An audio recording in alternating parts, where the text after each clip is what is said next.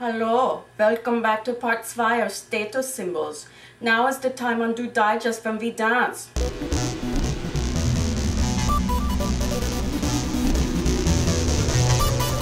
I am back with part 2 of an exploration of symbols as I have seen them recently in the news. Yesterday we talked about ways in which nation-states have been reasserting themselves via symbolism. That's a theme most recently demonstrated as nations put forward their symbolic bids to host the 2016 Olympics. Congratulations to Brazil, although looking at these logos, I'm not really sure that anyone's the winner here.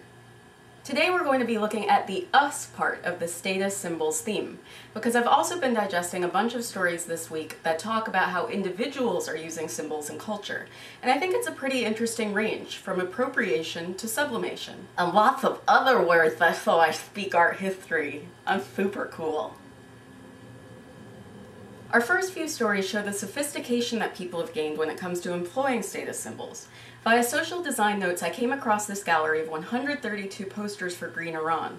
Foregrounding the us part of the state-us equation resulted in some powerful statements from both famous and less-known designers. A new documentary looks at an international culture of individuals expressing themselves in symbols. Bomb It, a doc about global graffiti, features Shepard Fairey and other mandarins of underground tagging scenes. Not surprisingly, there's a lot of subversion of state symbols going on in that particular history. On the opposite end of the spectrum, though, it is possible to be so in the thrall of status symbols that we actually go a little crazy. Right Place is a gorgeous short film from rising Japanese director Kosai Sekine that looks at what happens when individuals do too good a job of internalizing society's status symbols. I see a Japanese spin-off of Monk in the pipeline! Now, lots of things can motivate us to use symbols. Fox News has a piece about James Strickland, a 39-year-old who was born across, literally, from Texas to his hometown in Washington State.